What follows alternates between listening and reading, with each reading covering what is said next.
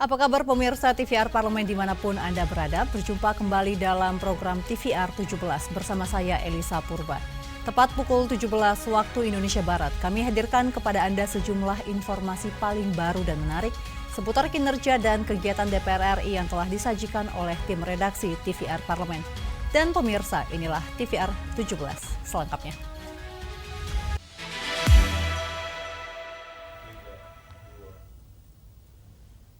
Dalam kunjungan kerja ke Kendari, Sulawesi Tenggara, Badan Legislasi atau Balek DPR RI menemukan pendapatan asli daerah Provinsi Sulawesi Tenggara cukup rendah.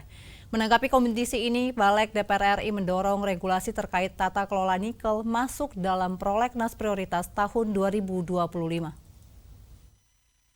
Dalam kunjungan kerja ke Kendari, Sulawesi Tenggara, Badan Legislasi atau Balek DPR RI menemukan pendapatan asli daerah Provinsi Sulawesi Tenggara cukup rendah. Padahal provinsi ini memiliki cadangan nikel terbesar di Indonesia bahkan di dunia. Menanggapi kondisi ini, Balek DPR RI mendorong regulasi terkait tata kelola nikel di Provinsi Sulawesi Tenggara masuk dalam prolegnas prioritas tahun 2025. Menerima aspirasi pemerintah Provinsi Sulawesi Tenggara, Forkopimda tingkat 1, Rektor Universitas Halu Oleo, Ormas dan pihak lainnya, Wakil Ketua Balek DPR RI Ahmad Doli Kurnia Tanjung mengatakan, Pemda Sultra saat ini masih bergantung pada dana transfer ke daerah atau TKD dari pemerintah pusat. Karenanya Doli mendorong undang-undang tentang pengelolaan sumber daya alam di Sultra, terutama nikel, untuk masuk dalam prolegnas prioritas tahun 2025.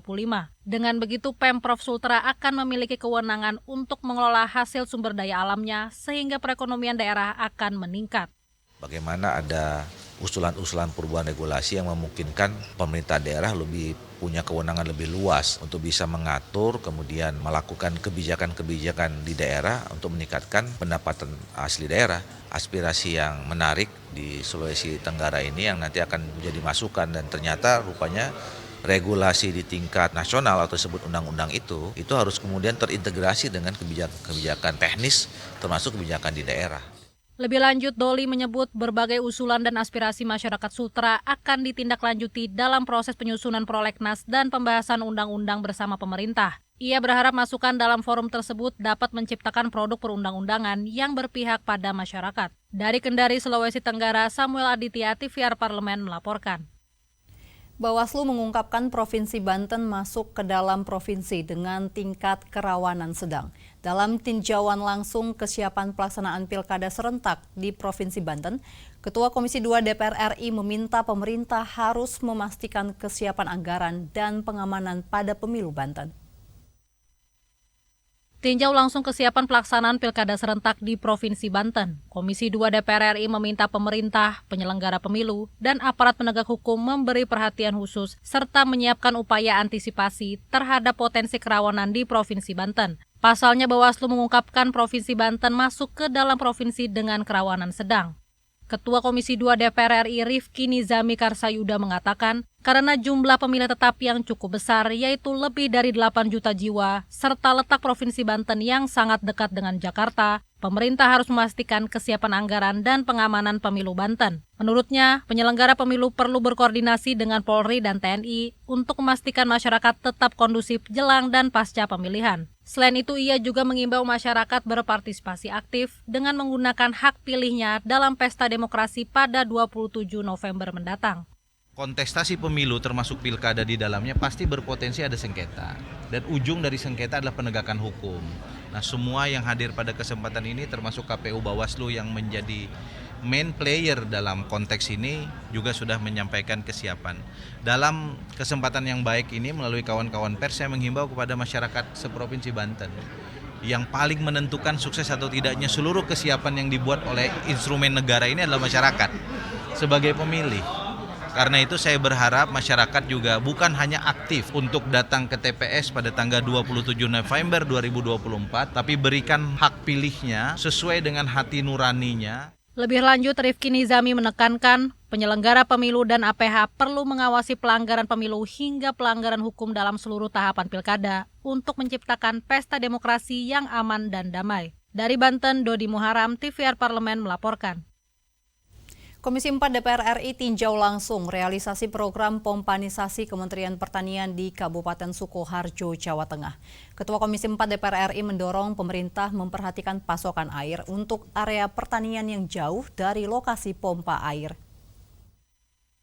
Tinjau langsung realisasi pemberian bantuan pompa untuk pengairan sawah dan pertanian atau program pompanisasi Kementerian Pertanian di Kabupaten Sukoharjo, Jawa Tengah. Komisi 4 DPR RI menilai program ini efektif untuk meningkatkan produktivitas petani. Ketua Komisi 4 DPR RI Siti Hediati Soeharto mengatakan, pompanisasi telah membantu masyarakat Kabupaten Sukoharjo mengatasi kekeringan saat musim kemarau.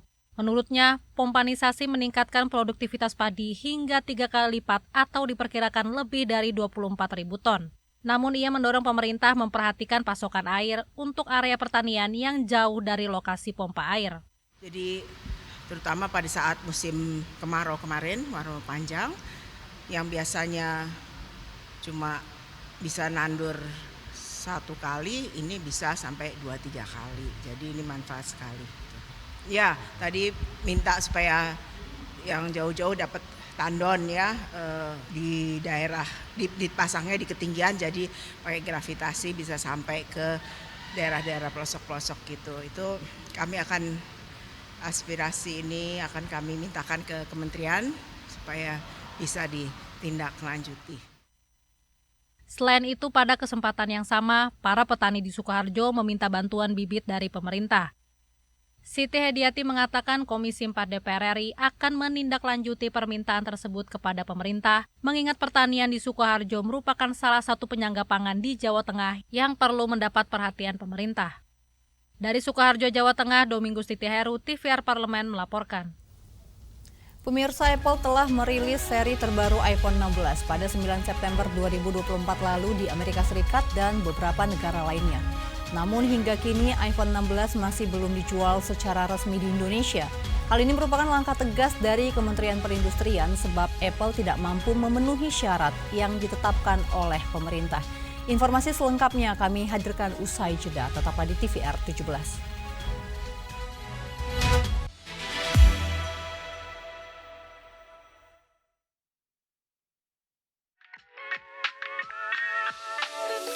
Saya diberi tugas juga oleh Bapak mentor saya, Pak Zulkifli Hasan, beserta Sekjen saya, Pak Edi Suparno. Saya selama ini tenaga ahli di Komisi 7 dan di partai juga biasa-biasa saja, tidak menyandang jabatan yang spektakuler. Saya hanya membantu hal-hal yang bersifat spesifik apabila dibutuhkan. Dari situlah saya banyak belajar, mengenal orang, kemudian meyakinkan diri untuk bisa di ruang politik inilah saya bisa berkembang. Saya punya mentor, yang pertama adalah tokoh politik saya, karena saya banyak bergelut di Partai Amanat Nasional. Tokoh mentor saya adalah Ketua Umum saya, Bapak Zulkifli Hasan. Saya hampir setiap hari ikut beliau sehingga saya banyak melihat apa yang beliau lakukan. Benar atau tidak, Badan Meteorologi, Klimatologi, dan Geofisika adalah mitra kerja Komisi 2? Salah. Bapak, benar atau tidak, di tahun 2024 Indonesia masuk ke dalam urutan 5 terbesar potensi panas bumi atau geotermal? Betul. Benar atau tidak, kepanjangan dari PAN adalah Partai Amanah Nasional? Benar. Partai Amanat Nasional ya. Oke. Iya. Terima kasih Bapak. Segera hanya di TVR Parlemen.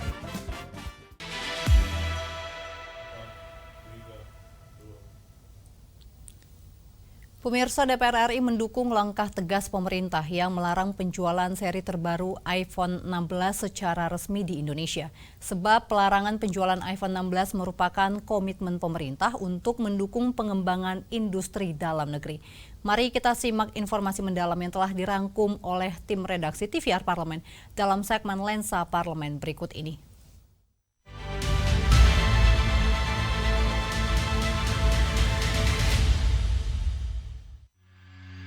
Pembaharuan teknologi telepon seluler selalu menjadi perbincangan hangat masyarakat dunia, termasuk Indonesia.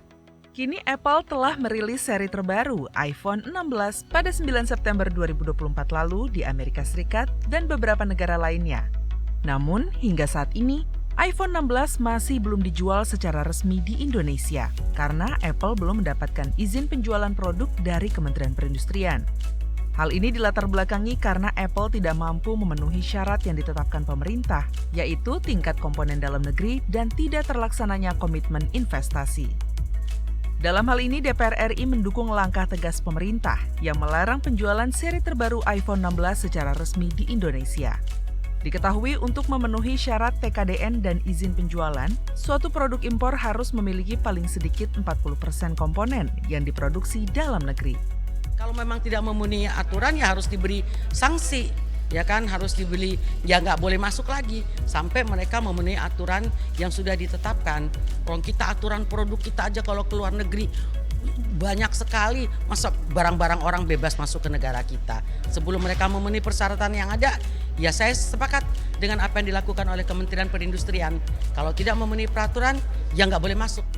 Lebih lanjut, DPR RI menilai pelarangan penjualan iPhone 16 ini merupakan komitmen pemerintah untuk mendukung pengembangan industri dalam negeri. Kecenderungan perusahaan asing yang hanya menjadikan Indonesia sebagai pasar tanpa disertai dengan komitmen investasi dalam proses produksi dalam negeri tidak sejalan dengan misi Kabinet Merah Putih yang ingin menjadikan Indonesia sebagai negara produsen dan berdampak pada peningkatan pendapatan negara. Sebetulnya Indonesia ini bagaimana supaya bisa jangan dipandang sebelah mata oleh perusahaan-perusahaan asing ya.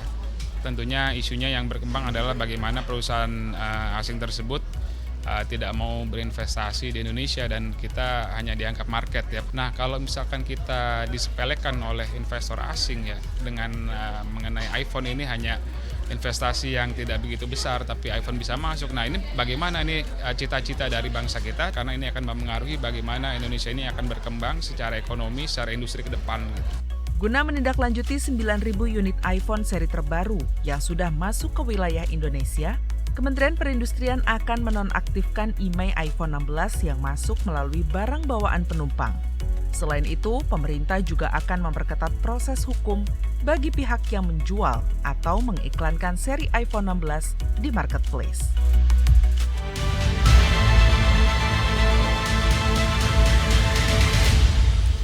Pemirsa, DPR RI menekankan pentingnya sinergi antara eksekutif, legislatif, dan civil society dalam mewujudkan Astacita dalam pemerintahan Prabowo Gibran. Seperti apa informasi selengkapnya? Jangan kemana-mana, tetaplah di TVR 17.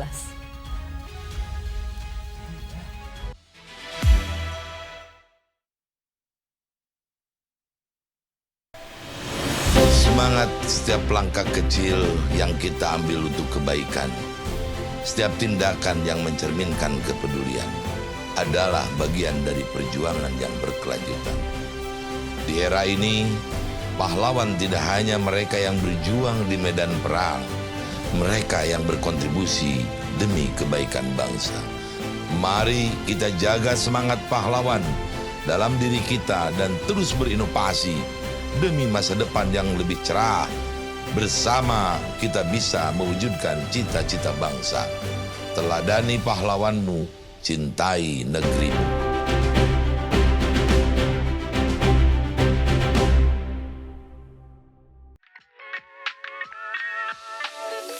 Saya diberi tugas juga oleh Bapak mentor saya, Pak Zulkifli Hasan, beserta sekjen saya, Pak Edi Suparno. Saya selama ini tenaga ahli di Komisi 7 dan di partai juga biasa-biasa saja, tidak menyandang jabatan yang spektakuler. Saya hanya membantu hal-hal yang bersifat spesifik apabila dibutuhkan. Dari situlah saya banyak belajar, mengenal orang, kemudian meyakinkan diri untuk bisa di ruang politik inilah saya bisa berkembang. Saya punya mentor. Yang pertama adalah tokoh politik saya, karena saya banyak bergelut di Partai Amanat Nasional. Tokoh mentor saya adalah Ketua Umum saya, Bapak Zulkifli Hasan. Saya hampir setiap hari ikut beliau, sehingga saya banyak melihat apa yang beliau lakukan. Meteorologi, Klimatologi, dan Geofisika adalah mitra kerja Komisi 2. Salah. Bapak, benar atau tidak, di tahun 2024 Indonesia masuk ke dalam urutan 5 terbesar potensi panas bumi atau geotermal? Betul. Benar atau tidak, kepanjangan dari PAN adalah Partai Amanah Nasional? Benar. Partai Amanat Nasional ya. Oke. Iya. Terima kasih Bapak. Segera hanya di TVR Parlemen.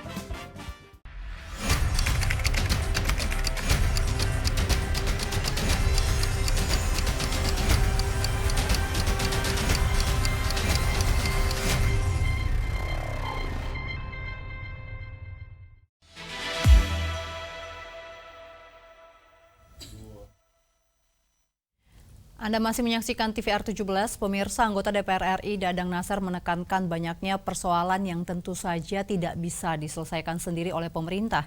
Sehingga untuk mencapai tujuan Astacita perlu ada kolaborasi, kerjasama dan hubungan saling membangun dari seluruh pihak. Mari kita simak informasi selengkapnya dari laporan rekan kami Vincent Aldi di Senayan, Jakarta. Silakan Vincent. Baik pemirsa TVR Parlemen dimanapun Anda berada, saat ini saya sudah berada di Gedung Nusantara 2 DPR RI. Dan seperti yang kita ketahui bersama bahwa Presiden terpilih Prabowo Subianto telah mengusung tema yang luar biasa besar, yaitu Bersama Indonesia Maju Menuju Indonesia Emas 2045. Di mana diturunkan ke dalam 8 visi atau Astacita, yang mana salah satunya yaitu penguatan ideologi demokrasi dan beberapa diantaranya yaitu peningkatan lapangan kerja, pembangunan SDM, juga keberlanjutan dari hilirisasi.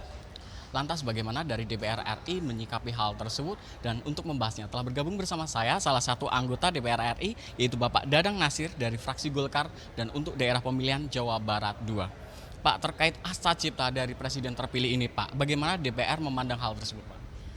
Pertama, ini adalah visi yang luar biasa, Indonesia menuju kejayaan emas, Indonesia emas di tahun 2045. Tentu letak dasar yang telah dilakukan oleh Pak Jokowi dilanjut oleh Pak Prabowo yang merupakan presiden terpilih. Astacita ini salah satunya tadi bagaimana penguatan pembangunan bidang pangan, kemandirian pangan. Tentu ini Indonesia sebagai negara agraris, negara maritim, ini pangan harus betul-betul terkelola dengan baik. Terkait juga hilirisasi energi dan sumber daya alam. Indonesia bakal kaya dan kuat menuju Indonesia Emas manakala sumber daya alam betul-betul terkelola oleh negara, tidak terlalu diserahkan ke swasta. Atau swasta 40%, 60% harus oleh negara.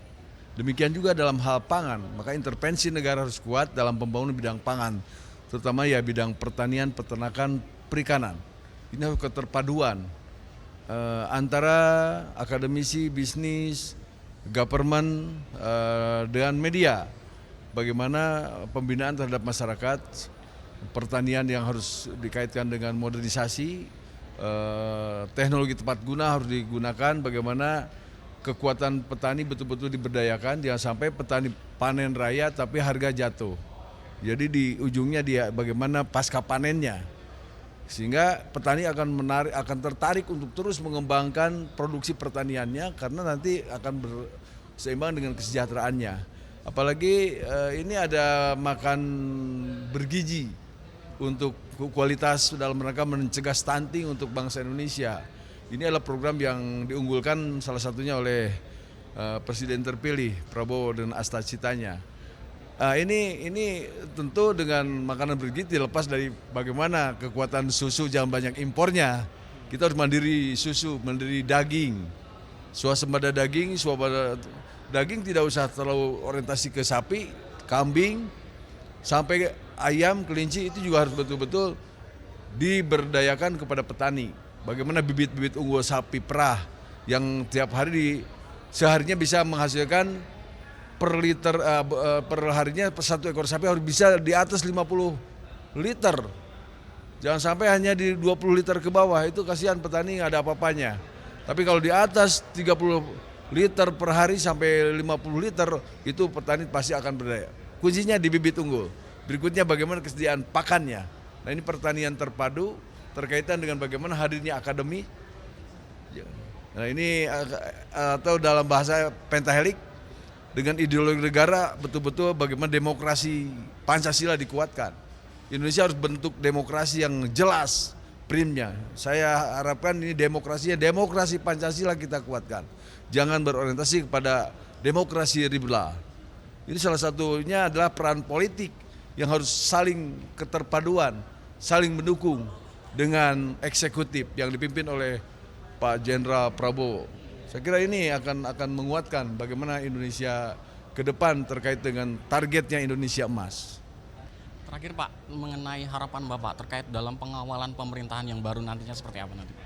Ya, tadi dengan akomodatifnya parlemen, di sini Dewan DPR juga harus sama-sama ikut seirama dengan eksekutif dan legislatif, harus sinergis. Saling koreksi, saling menguatkan, bukan saling menjatuhkan. Sinergi. Sabilulungan kalau istilah saya. Sabilulungan itu adalah filosofisnya orang Sunda, di mana kebersamaan antar akademisi, ABCGM, B-nya bisnis, komunitas LSM, jangan goyang-goyang tepuguh atau terus saja demo. Apa yang diharapkan dengan demo itu? LSM ada community, itu ada pentahelik, ada kebersamaan dengan community, dengan ormas, dengan komunitas masyarakatnya. Berikutnya dengan government, hadirnya negara dalam berbagai masalah. Berikutnya media juga sifatnya edukatif, memberikan wawasan pendidikan bagaimana wawasan politik rakyat makin bertambah, makin kuat ke depan, makin berkualitas. Pak Dadang, terima kasih banyak. Selamat bertugas kembali Bapak. Sami-sami, makasih nuhun. Baik pemirsa, demikianlah wawancara saya dengan salah satu anggota DPR RI yaitu Bapak Dadang Nasir. Terima kasih atas perhatian Anda dan saya kembalikan ke rekan saya di studio. Terima kasih rekan Vincent, dan selanjutnya pemirsa, apa saja yang menjadi sorotan di media online nasional pada hari ini. Usai jeda, tetaplah di TVR 17.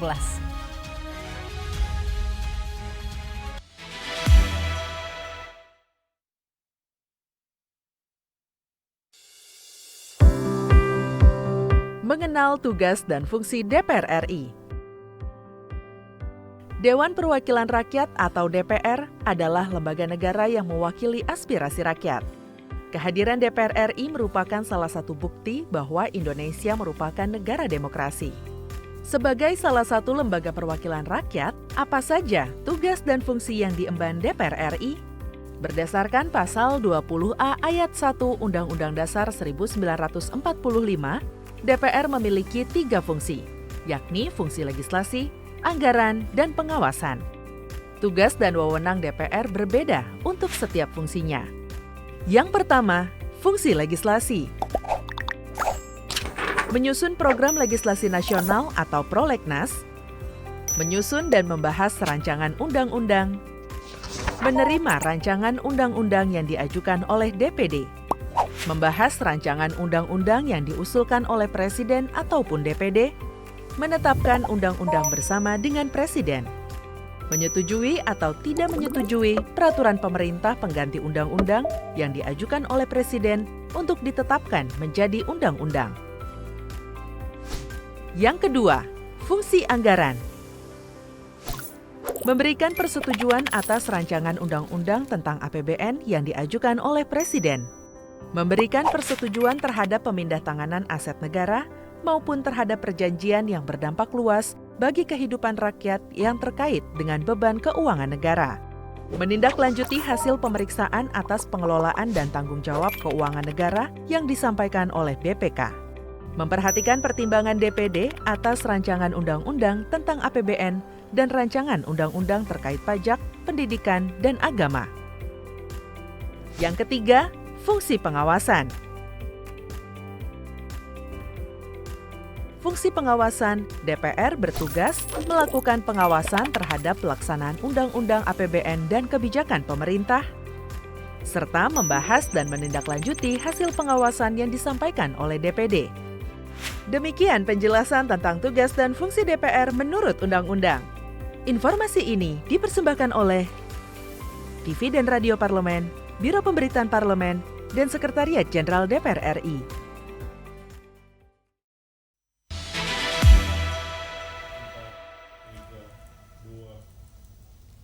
Anda kembali menyaksikan TVR 17 dan pemirsa, kali ini kita masuk ke segmen media online nasional. Mari kita simak isu apa saja yang menjadi sorotan media serta tanggapan dari sejumlah anggota dewan. Bersama rekan kami Anggun Oktarini.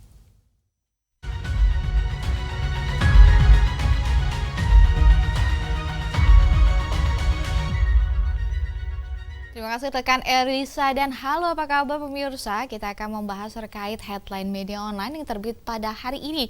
Dan di layar kaca ini kita sudah mempersiapkan beberapa berita nih yang sedang marak sekali dibahas, yaitu pembahasan yang pertama dari isu strategis nasional oleh Soleh meminta Wantanas serius atasi fenomena LGBTQ. LGBTQ ini ataupun lesbian, gay, bisexual, transgender dan juga queer menjadi salah satu isu strategis nasional 2025. Pemirsa, di bidang sosial budaya versi Dewan Ketahanan Nasional ataupun Wantanas, terkait hal ini anggota Komisi 1 DPR RI Oleh Soleh meminta Wantanas untuk serius mengatasi fenomena maraknya LGBTQ dan juga menurunnya angka pernikahan di Indonesia. Sebagaimana nih pemirsa, diketahui bahwa fenomena LGBTQ dan juga turunnya angka pernikahan salah satunya merupakan dampak atau pengaruh globalisasi dari media sosial yang tanpa disadari secara masif terus meluas. Dan disebutkan bahwa Indonesia sebentar lagi akan menyongsong Indonesia Emas di tahun 2045 mendatang yang harus diikuti dengan penanaman nilai moral dari sumber daya manusia dan juga menjaga budaya ketimuran yang merupakan ciri khas budaya bangsa Indonesia. Baik pemirsa, kita akan beralih ke berita selanjutnya. Ini ada pembahasan mengenai Puan ingatkan aspek pendidikan dan juga pariwisata buntut erupsi Gunung Lewotobi. Selain memastikan keselamatan masyarakat, dampak erupsi Gunung Lewotobi laki-laki di NTT ini, Ketua DPR RI Dr. Honoris Causa Puan Maharani meminta pemerintah perhatikan aspek pendidikan anak-anak pengungsi dan juga sektor pariwisata yang ada di sana. Mengingat lokasi gunung berada di dekat dengan daerah-daerah pariwisata. Pemirsa, sebagaimana diketahui sebanyak 42 sekolah dan juga sekitar 4.600 siswa ini terdampak erupsi Gunung Lewotobi laki-laki ini. Guna membantu para warga, sebanyak 11 satuan pendidikan dijadikan lokasi pengungsian, tepatnya di wilayah Kecamatan Titihena yang mengakibatkan 1.189 siswa dan juga 108 guru di sekolah tersebut terganggu layanan pendidikannya. Nah, pemirsa diminta untuk membuat alternatif tempat belajar siswa yang sekolahnya dijadikan tempat pengungsian. Dan pemirsa, itulah tadi headline di media online pada hari ini, di mana isu strategis nasional oleh Soleh meminta Wantanas serius atasi fenomena LGBTQ, serta Puan ingatkan aspek pendidikan dan juga pariwisata buntut erupsi Gunung Lewotobi. Saya Anggun Oktarini, kembali ke rekan Elisa.